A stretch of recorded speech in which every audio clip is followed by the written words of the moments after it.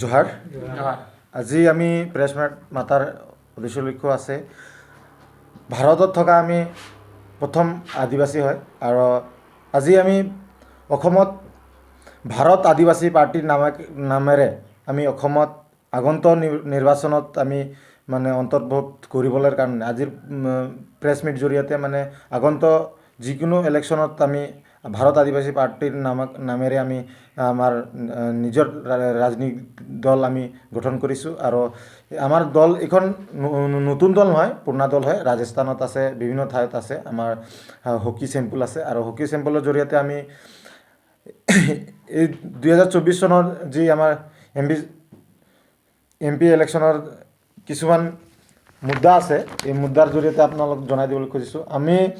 অসমত থকা আদিবাসী লৈ আমাৰ 6 জনগোষ্ঠী আছে আজি 6 জনগোষ্ঠীক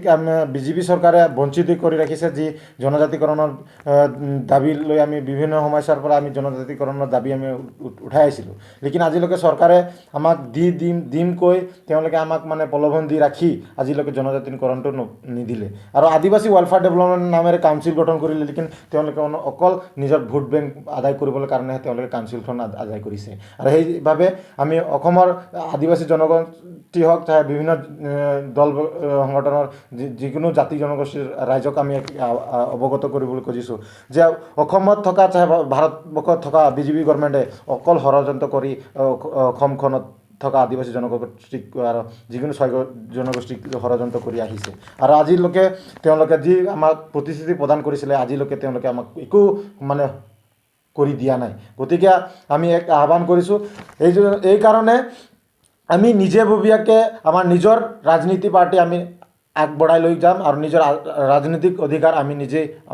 ফাইট কৰিম আৰু যিকোনো এমপি হওক লোকসভা হওক যিকোনো চুনাৱত আমাৰ নিজৰ কেণ্ডিডেটে আমি ফাইট কৰিম কৈ আমি আজিৰ প্ৰেছ মিটৰ জৰিয়তে জনাই দিবলৈ খুজিছোঁ তাৰপিছত আমাৰ এখন বিশেষ আহ্বান আছে আদিবাসী নামাকৰণে যি আদিবাসী ৱেলফেয়াৰ ডেভেলপমেণ্ট কাউন্সিলখন গঠন কৰিছে এই কাউন্সিলৰ জৰিয়তে এই 2024 চনত যি এমপি ইলেকশ্যন আছে এই এমপি ইলেকশ্যনত তেওঁলোকে অকল ভোট নামাকৰণে মানে ভোট আদায় ল'বলৈ কাৰণে এই কাউন্সিলখন গঠন কৰি আজিলৈকে মানে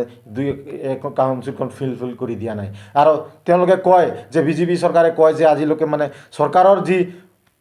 শক্তি আছে শক্তিখন প্ৰদৰ্শন কৰে যিবিলাকে আৱাজ কৰে তেওঁলোকক জেল হাজতত পঠাবলৈ ট্ৰাই কৰে কেছ বনাই হাজতত পঠাই দিবলৈ ট্ৰাই কৰে সেইভাৱে আজি আপোনালোকে চাবলৈ পাৰে যে আমাৰ দিল্লী গভৰ্ণমেণ্টৰ দিল্লীৰ মুখ্যমন্ত্ৰী অৰবিন্দ কেজৰিৱালক জেলত হাজতত মানে পঠাই দিবলগীয়া বাধ্যতা হৈছে কিয় কি জনতাৰ হিত লৈ তেওঁলোকে মাতে কৈ তেওঁলোকক পঠাই দিবলৈ হৈছে আপোনালোকে চাবলৈ পাৰে ঝাৰখণ্ডৰ হেমন্ত সোৰেন CM তেওঁক জেল হাজতলৈ পঠাই দিবলৈ ট্ৰাই কৰিছে তেওঁলোকে আৰু জেল হাজতত আছে গতিকে এইখন চৰকাৰক আমি বাৰে হুকিয়াই দিছোঁ যে তেওঁলোকে এইখন জাতি ভাটি মেটি লৈ তেওঁলোকে ষড়যন্ত্ৰ নকৰক আৰু আমাৰ একটাই আহ্বান যে অসম চৰকাৰক আমি ব্যক্তিভাৱে আমি একটা হুকিয়াই দিছোঁ আদিবাসী জনগোষ্ঠীৰ যি জনজাতিকৰণৰ যি মেইন মুদ্দা আছিলে আজিলৈকে তেওঁলোকে জনজাতি কৰি দিয়া নাই সেইভাৱে আজি আমি ওলাই আহিছোঁ আদিবাসীবিলাক আমি ওলাই আহিছোঁ আজিৰ পৰা ভাৰত আদিবাসী পাৰ্টিৰ নামেৰে আমি এই পাৰ্টিখন আগবঢ়াই লৈ যাম আৰু আগন্তুক দিনত আমি নিজেববীয়াকৈ নিজে পাৰ্টি প্ৰদান কৰি আমি ইলেকশ্যন আমি যুদ্ধ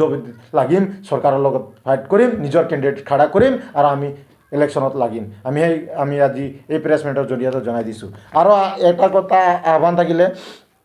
আমাৰ আদিবাসী ৱেলফেয়াৰ ডেভেলপমেণ্ট কাউন্সিলৰ CM যিমানে CM আছে EM আছে তেওঁলোকক আহ্বান কৰিছোঁ আপোনালোকে যি আদিবাসী ৱেলফেয়াৰ ডেভেলপমেণ্ট কাউন্সিলখন গঠন কৰিছে আদিবাসী ৱেলফেয়াৰ ডেভেলপমেণ্ট কাউন্সিলখন লৈ আপোনালোকে আমাৰ জাতিখনক ষড়যন্ত্ৰ নকৰিব কৈ বিশেষ আহ্বান কৰিছোঁ ইমানে কৈ জয় জোহাৰ জয় আদিবাসী